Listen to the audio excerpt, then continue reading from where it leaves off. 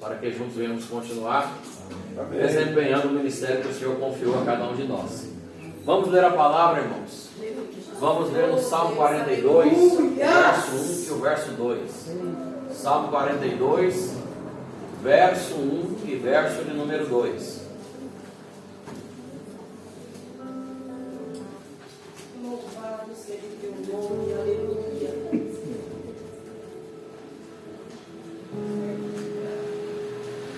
Salmo 42, verso de número 1 e verso de número 2. Louvado seja o teu nome, Glória a Deus. aleluia. Está escrito: como o cervo brama pela corrente das águas, assim suspira a minha alma por ti, ó Deus. A minha alma tem sede de Deus, do Deus vivo. Quando entrarei e me apresentarei ante a face de Deus? Aleluia. Graças a Deus por esta palavra. Glórias. Igreja, esta palavra que nós lemos mostra Asaf, o cantor Asaf, o salmista Asaf, comparando a si próprio e comparando todos nós adoradores com a corça. A corça é o cervo. O cervo é uma espécie de um veado que tem a capacidade de atravessar o deserto. A corça é uma espécie de um veado que tem a capacidade de atravessar o deserto. Este animal, quando atravessa o deserto, ele nunca atravessa o deserto de forma aleatória. Ele sempre que atravessa o deserto, ele tem uma rota traçada, tem um destino a ser alcançado. Esse animal não atravessa o deserto simplesmente por atravessar, mas há um foco, chegar a um determinado lugar. Só que no deserto, a falta de água é muito grande. No deserto, o calor, ele é causticante. No deserto, todo animal que atravessa um deserto, ele passa por desidratação. Eu tive a oportunidade de ir na África várias vezes, no continente africano, e principalmente quando se vai em Moçambique e volta para o Brasil, não tem voo direto daqui do Brasil para Moçambique. Na época da Varig tinha voo de Guarulhos para Maputo. Hoje não tem mais voo de Guarulhos para Maputo. A rota mais perto para chegar em Moçambique é de Guarulhos para Joanesburgo, na África do Sul. E de lá trocar de avião ou ir de ônibus para Moçambique, que é o caso que eu sempre faço, como geralmente sai mais barato eu comprar uma passagem só para a África do Sul e depois ir de ônibus, fica bem mais barato. Então é uma rota mais simples de se fazer. Mas geralmente a viagem de volta da África do Sul para o Brasil, ela geralmente acontece o embarque de manhã. Geralmente o voo da Latam ele sai às 11 horas da manhã de Joanesburgo para Guarulhos, ou o voo da South Africa, que é a companhia aérea sul-africana, geralmente sai às 11h30 da manhã. Esse horário está no ápice do calor. Quando se passa no deserto nesse horário, irmãos, é extremamente límpido o céu. Lá de cima, olhando para baixo, só o que se vê é areia, são dunas. Só que se vê, às vezes, no deserto, são cadeias de montanhas rochosas. Eu nunca vi naquela região, nunca vi, nem por acaso, passando por lá, um rebanho de animais pastando naquela região. A não ser em um momento em que se passa naquele deserto, é na Namíbia. Sai da África do Sul, passa na Namíbia, antes de acessar o Oceano Atlântico para atravessar o oceano e chegar na região do Rio de Janeiro, o avião nivelar para vir para São Paulo e pousar em Guarulhos. Ali durante mais ou menos uns 15 a 25 minutos, o avião sobrevoa o deserto, e só há um rio de águas caudalosas por ali. O que eu fico observando? O deserto é um lugar inóspito, é um lugar impróprio para a sobrevivência. Todo crente, quando está passando pela prova, que alguém olha para ele: tudo bem, irmão, estou no deserto. porque já sabe, a situação não é boa. O deserto é um lugar que não é lugar para permanência, é lugar simplesmente para passagem. E a palavra diz que como o cervo, como a corça, ela brama pela corrente das águas, assim a minha alma e a tua alma, ela suspira pela presença do Deus Todo-Poderoso. O salmista está falando que do jeito que a corça atravessa o deserto, desanimada, cabisbaixa, de cabeça baixa, sofrendo, perdida, caminhando sem destino, o crente é igual uma corça no deserto. Só tem um detalhe: ele nunca perde o foco. Ele pode estar desanimado, de cabeça baixa, caminhando de pernas trêmulas, mas ele continua caminhando para as mansões celestiais, porque está escrito em Mateus 24, versículo 35, que o Senhor olhará para os que estiverem à tua direita e dirá: vinde benditos de meu Pai, vos-lhe por herança o reino que vos está preparado desde a fundação do mundo. Nós estamos atravessando um deserto aqui nesse mundo, até que o Senhor nos leve às mansões celestiais. Tem gente que tenta pregar um evangelho diferente da realidade, mas a Bíblia diz, a Bíblia é quem diz, no Salmo 34, no verso 19, que muitas são as aflições do justo, mas o Senhor os livra de todas. Não tem para onde correr. Nessa vida nós estamos atravessando um deserto, mas há uma característica na corça. Ela pode estar perdida pelo deserto, pode estar desanimada, desidratada, quase sucumbindo, mas a corça tem uma característica que todo adorador tem: sensibilidade. Quando a corça passa em um lugar no deserto, ela pode estar quase morrendo, mas se houver água com uma distância de até 2 quilômetros de onde a corça estiver pastando pelo deserto, as suas narinas, que são sensíveis, farejam o cheiro das águas. A corça sente o cheiro das águas e imediatamente é renovada. Todo crente que é sensível à voz do Espírito Santo, ele pode passar os piores desertos da tua vida, mas em contato com a genuína palavra do Senhor, ele é renovado diariamente, porque está escrito em Jó capítulo 14, versículo 7 ao versículo 9, que há esperança para a árvore que se for cortada e envelhecer a sua raiz no pó da terra. Ao cheiro das águas ela brotará, dará folhas como planta e não cessarão os seus renovos. Aleluia. É noite de renovação espiritual para cada um de nós que temos sensibilidade na presença do Senhor nosso Deus. Está escrito em Ezequiel capítulo 36 e versículo 26: arrancarei o espírito velho e colocarei um espírito novo. Arrancarei o coração de pedra e lhe vos darei um coração de carne. Quem tem sensibilidade na presença de Deus, irmãos, todo dia é dia de renovação na presença do Senhor, porque é a palavra que nos renova. Nós somos renovados pela palavra, não por mensagens motivacionais, por mensagens de efeito. Boa parte de mensagens motivacionais, elas podem simplesmente gerar ânimo momentâneo, mas a palavra de Deus, irmãos, ela nos renova em qualquer circunstância. A palavra do Senhor nos diz no capítulo 7 e versículo 38 do Evangelho escrito por João, que o Senhor Jesus disse: aquele que crê em mim, como diz as Escrituras, rios de água viva fluirão do teu interior. O que é crer no Senhor, como diz as Escrituras? É crer no Senhor genuinamente, é crer no Senhor da forma em que a palavra de Deus explica, da forma que a palavra do Senhor nos orienta. Tem gente que crê do jeito dele, tem gente que crê do jeito que alguém pregou para ele, tem gente que crê do jeito que alguém compartilhou alguma palavra com ele. Esse tipo de fé, ele não gera fé genuína, não gera renovação, só gera empolgação. Com pouco tempo a pessoa vai se esvairindo.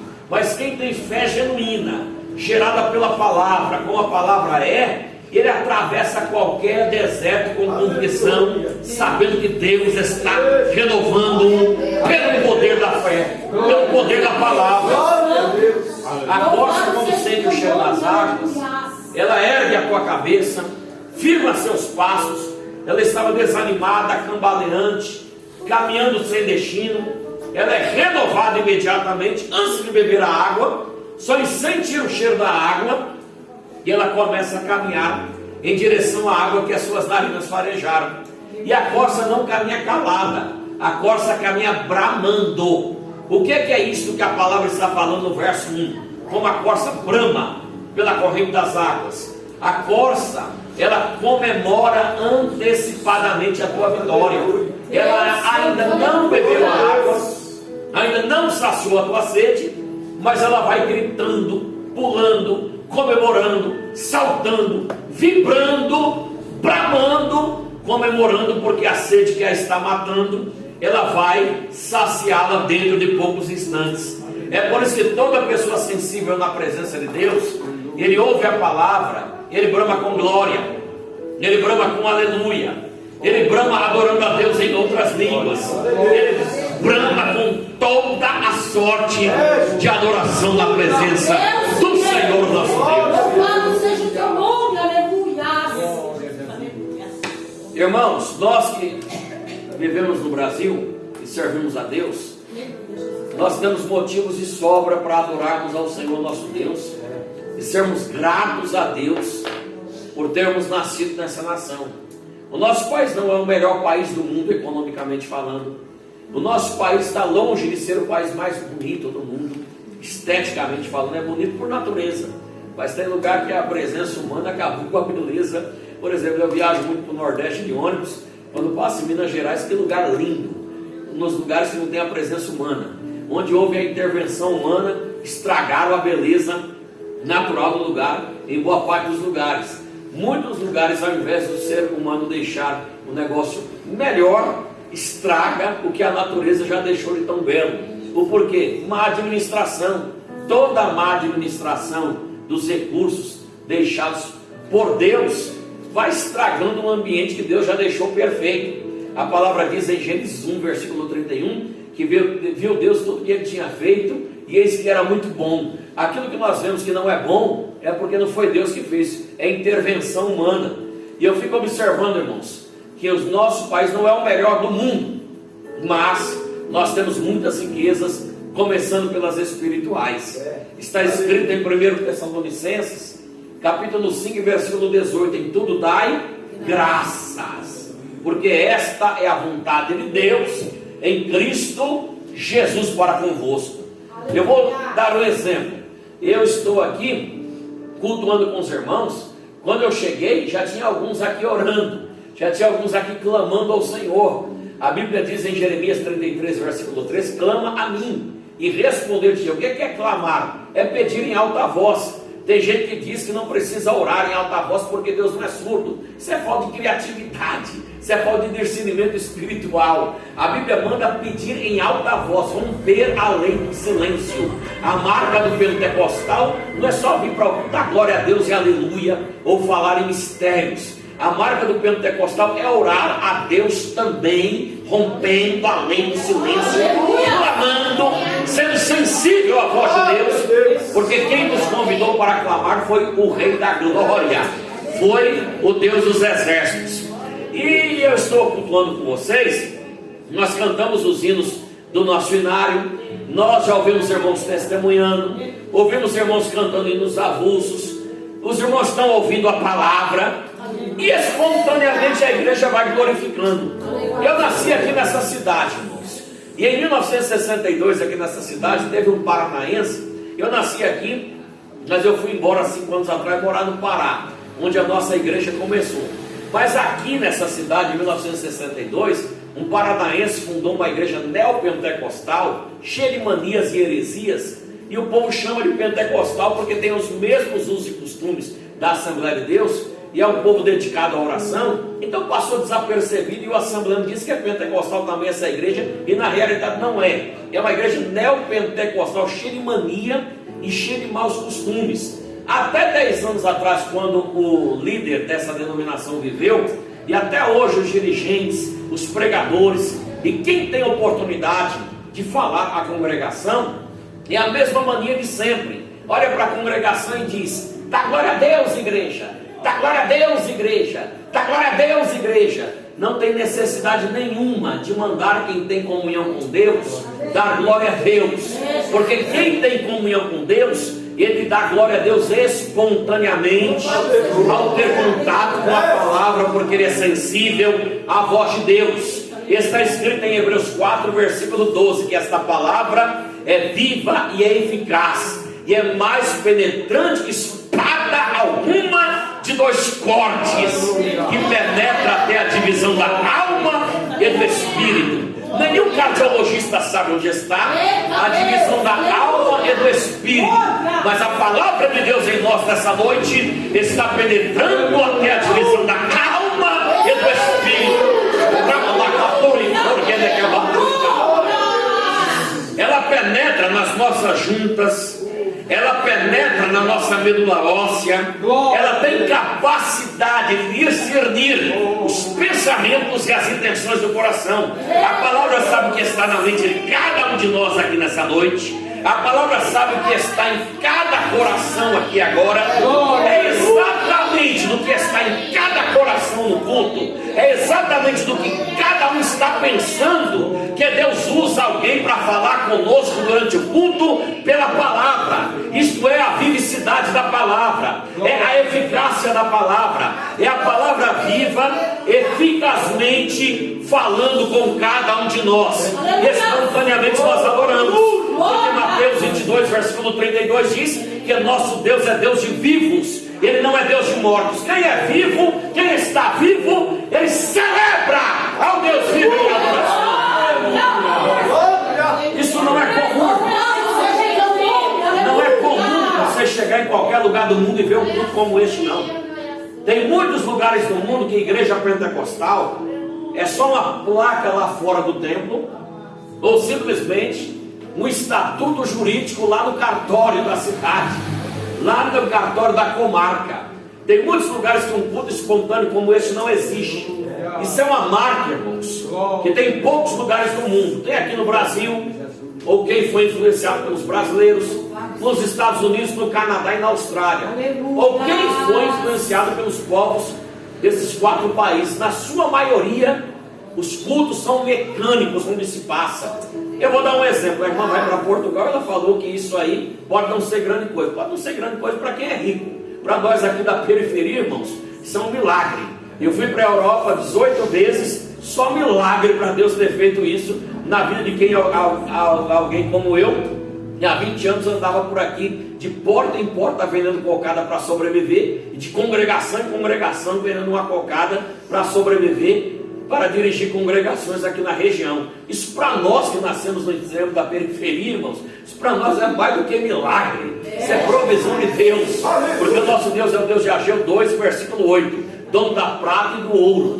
Irmãos, o brasileiro é usado por Deus para levar essa graça, a doutrina do Espírito Santo, em países miseráveis, mas também em países de primeiro mundo. A Suíça, por exemplo, é o segundo país mais rico do mundo. E é o lugar da Europa que Jesus está mais batizando com o Espírito Santo. Por quê? Por causa da presença dos brasileiros que imigraram para aquele país, onde os brasileiros se infiltram naquelas congregações. Lá na Suíça, Jesus está batizando com o Espírito Santo. Um dia eu fui pregar em uma congregação do Belém, lá em Lausanne, que eles chamam, é uma igreja, uma região cheia de portugueses e brasileiros. O pastor Reginaldo, ele falou: irmão, tem meia hora para pregar. Quando eu entreguei o microfone para ele, com meia hora, ele estava com a cabeça no brinco das pernas, com a cabeça no joelho, chorando, molhando o carpete daquela igreja chique, bonita e luxuosa, e Jesus batizando. Tinha umas 100 pessoas naquele culto de quarta-feira, e glória por tudo que é lado. Ele me olhou e falou: continua. Eu falei: não tenho que continuar não, chefe. O senhor falou: é meia hora. Deus falou que tinha de falar, não é pelo muito falar. Deus operou e Deus está sendo glorificado. Aleluia. Irmãos, tem muita gente na Suíça que zomba dos brasileiros, porque os portugueses dizem: esse pessoal aí que tem pouca escolaridade, veio do Brasil, vem para cá e diz que fala português, eles falam quase tudo errado, eles não sabem pronunciar as palavras do vocabulário da língua portuguesa corretamente e fica com esses papos aí que Deus vai te dar graça para adorar a Deus em outras línguas, dizendo que Atos 2, Atos 8, Atos 10, Atos 19 é para a atualidade. Eles não sabem falar nem português direito, e nós os suíços vamos pegando corda com os portugueses que zombam dos brasileiros, dizendo que eles não falam nem a língua portuguesa direito. Só que tem culto de oração aqui que de repente tem deles que realmente tem uma gramática da língua portuguesa fraca, mas começa a adorar a Deus em francês erudito, que nenhum suíço que nasceu na região de Geneve, que chamamos de Genebra, que fala francês, consegue falar um francês com tanta classe e vai discorrendo sobre a graça de Deus, adorando, chorando e Deus sendo glorificado. Às vezes cantem o alemão de uma forma extraordinária, falando sobre o plano da salvação. Às vezes começa a destrinchar para nós todo o plano de salvação, adorando em nosso meio, chorando em italiano, e nunca moraram na Itália, nunca estudaram italiano, e até quem é professor das universidades aqui admira como que fala italiano perfeitamente desse jeito. Se eu vejo pronunciando português de uma forma muito precária. Quando nós vemos isso, nós ficamos quebrantados e nós olhamos: Deus, isso é do Senhor, tem misericórdia de nós, nos perdoa por murmurar de um povo simples, mas que tem comunhão com o Senhor. Se é do Senhor, nos dê essa graça também. E é assim que Jesus está batizando nós, os suíços, com o Espírito Santo. Se você tem sensibilidade, onde você estiver atravessando o pior deserto da tua vida, Deus está te dando graça pelo poder da palavra, para sentir o cheiro das águas que renova vidas, renova a você, e aquele que se aproximar de nós também é beneficiado com essa graça. Lá em Moçambique, irmãos, a primeira vez que eu participei de um culto em Moçambique, era uma igrejinha de barro. Eu fui lá construir o templo sede naquele campo, e eu fiquei admirado quando eu vi aquela igrejinha de barro pequenininha, lotada, sede de um campo. Mas logo eu fiquei assustado. Eles cantaram os 10 hinos em português, e modéstia à parte, boa parte dos africanos cantam muito, aquela igreja cantando, aquela animação, e eu não ouvi ninguém dar glória. Cantaram os 10 hinos em português, eu não ouvi um glória. Na hora da pregação parece que virou um velório o culto. Depois da pregação começaram a cantar em dialetos, eu não entendi mais nada, só que eles começaram a se comportar diferente. Eles gritavam, pulavam, corriam, batiam palma, e a gritaria crescia, e eu não ouvi nenhum aleluia. Aleluia não tem tradução. Aleluia é Deus seja louvado.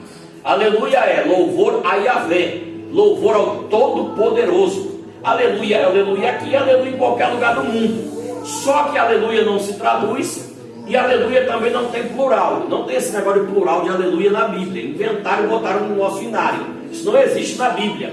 Aleluia é aleluia em qualquer lugar. Como eles gritavam, eu não ouvi aleluia, eu perguntei para o pastor: por que eles estão gritando? Ele falou: pastor, grito não precisa interpretar não. Eu falei: de onde o senhor tirou isso? Ele: da Bíblia. Eu falei: da Bíblia, pastor? Que Bíblia? Ele, segundo Coríntios 3:17, diz que onde está o Espírito do Senhor é a liberdade. Eu falei: o que tem a ver a liberdade do Espírito do Senhor na congregação com essa gritaria aleatória aí, essa gritaria tribal, essa anarquia que vocês estão fazendo no culto? É porque cada um tem liberdade de adorar como quiser. Eu falei: não, senhor chefe, grito aleatório é no circo, no teatro, na casa de show, nos estádios, nas arenas. Aqui nós gritamos é a palavra, em louvor e adoração a Deus. Eclesiastes 5, versículo 1 diz: guarda teu pé quando tu entrares na casa de Deus. Inclina-te mais a ouvir do que oferecer sacrifício de tolo. Tem gente dizendo: o nosso culto é frio, o culto africano é pentecostal. Aquilo não é culto pentecostal, aquilo é culto com euforia tribal. O nosso culto ele é racional. Nós glorificamos ao ter contato com a palavra genuína, porque Romanos 12, aliás, versículo 2 diz: não vos conformeis com este mundo, mas transformai-vos pela renovação do vosso entendimento, para que experimenteis a boa, perfeita e agradável vontade de Deus. A boa, perfeita e agradável vontade de Deus é nos dar sensibilidade para sentirmos o cheiro das águas pela palavra e sermos saciados da presença do Senhor a cada momento. Jesus batizou o pastor presidente daquela igreja com o Espírito Santo. Jesus batizou dezenas de irmãos naquela igreja. Aquela igreja era um templo pequeno. Eu construí com eles um templo de alvenaria grande. Ela ficou vazia, só enchia na ceia, porque reunia as congregações ou em festividade. Murmuravam contra a minha pessoa, dizendo que eu construí um templo gastando dinheiro demais, sem necessidade, que o dinheiro que eu gastei para fazer eles fariam 3. E eu dizia para eles, Colossenses 3, versículo 23, tudo que fizeres, faça da melhor forma possível, não prestando um trabalho aos homens, mas um serviço para Deus. Eu dizia para eles, se fizer templos do jeito que vocês fazem, terremoto derruba, ciclone joga no chão e tornado faz virar pó. Mas um templo bem feito mostra que o povo tem zelo para com a obra de Deus. E eles ficavam zombando, irmãos, porque quem não tem zelo pela obra de Deus, eles zombam de todos que são zelosos.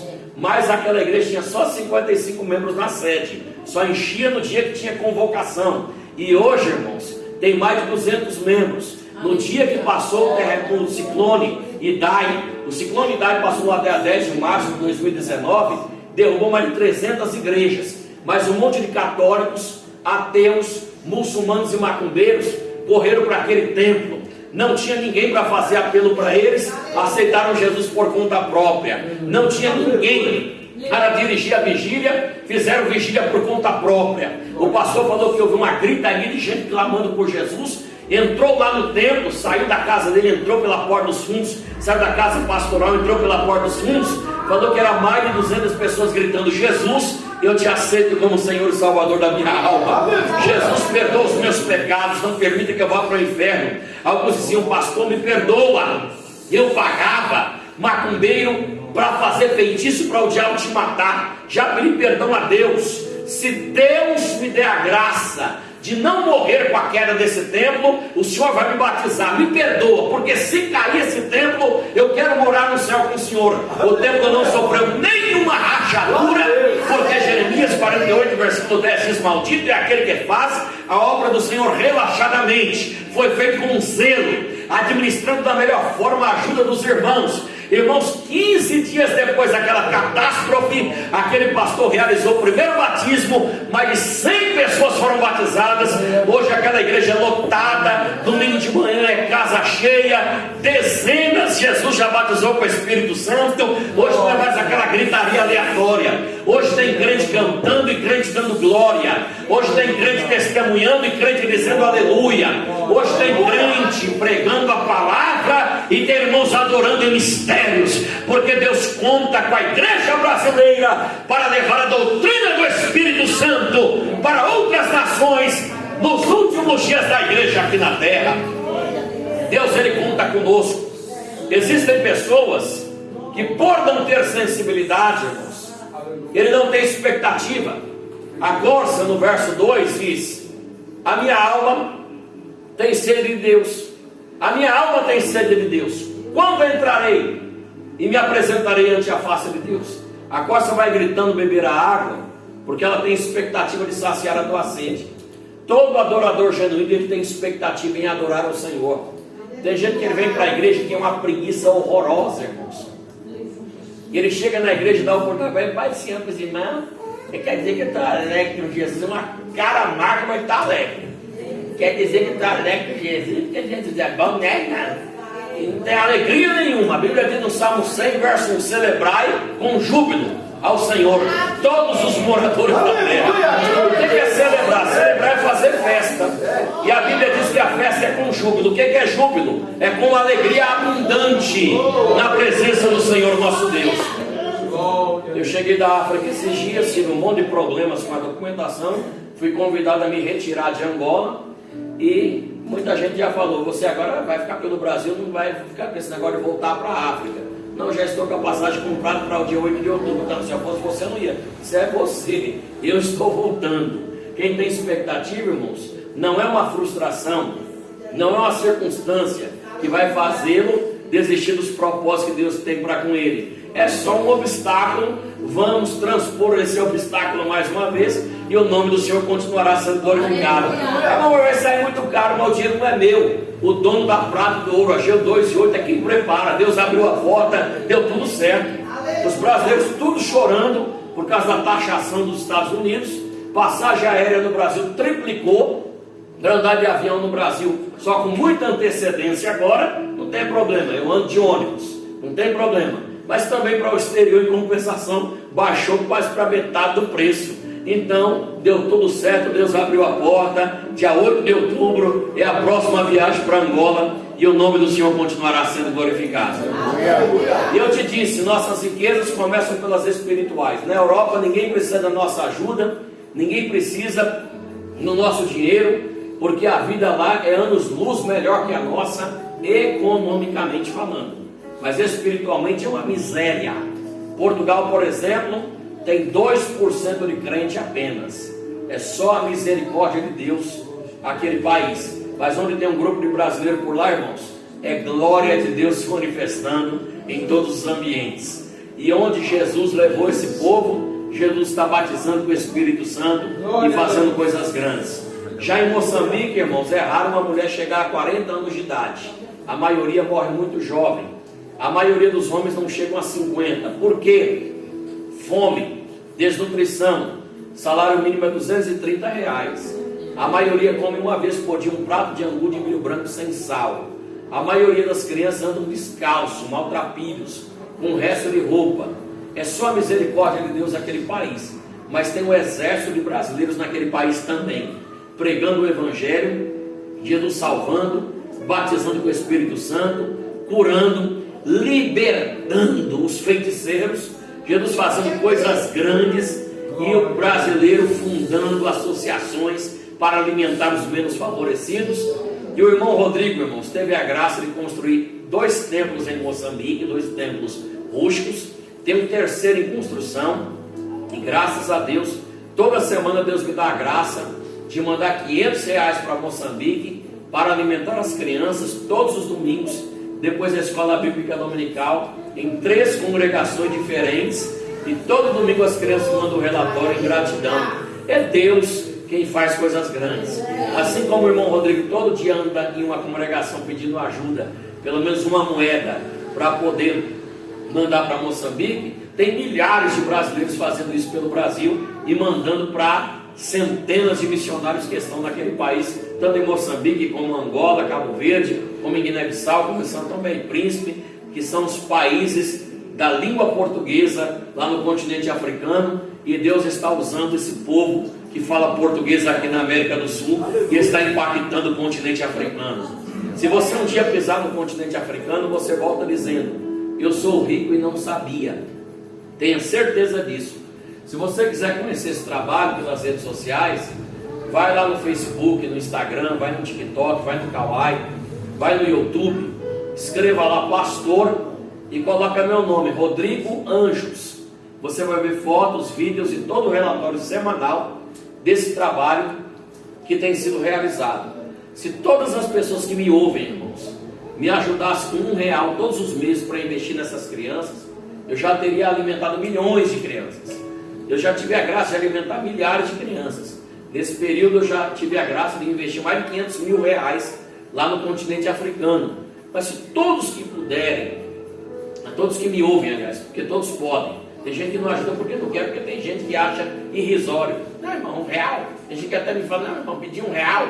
É porque é gente que não tem propósito, irmãos. Ele acha que isso é uma brincadeira. Ele não ajuda com 10, não ajuda com 20, não ajuda com 50 e ainda diz que, não, irmão, mas R$1. Se ajudar com R$1 já é uma grande coisa. Todo dia eu congrego. Você imagina, soma aí o número que tem aqui hoje. Aí você vai somando. Todo dia eu congrego. Todo dia eu congrego e peço: me ajude com R$1 mensal. Toda pessoa que me ouve mandar R$1 mensal, a coisa fica muito diferente, irmãos. Deus faz coisas grandes. R$1 para nós não faz diferença nenhuma, a pessoa nem percebe. Mas R$1 quando chega lá é um pão, um suco de fruta para uma criança. Isso não é nada para você que desperdiça a comida. Por exemplo, um dia eu fui pregar na igreja do setor 50, no Almeida Prado. O pastor estava com 5 caixas de leite e a prefeitura doou. E lá com um conflito lá no final do culto, eu falei: o que foi, pastor? não, eu vou mandar cortar isso aqui, porque ninguém quer levar o leite para casa. Os irmãos falam que não precisa disso, porque isso aí é humilhante. Eu falei, é humilhante? É, não, nós não precisamos. Eu falei, bota tudo aí no porta-mala aí do obreiro aqui, que eu vou levar tudo para casa. Humilha esse coitado aqui que está tudo certo. Irmãos, nós vivemos em um lugar que as pessoas, irmãos, vivem na periferia, tem uma vida tão difícil para conseguir alguma coisa na vida, e ainda é cheio de não me toque. Imagine se você vivesse na miséria. Imagine, irmãos, se chegar num lugar desse, dá filas e filas, e simplesmente uma dificuldade.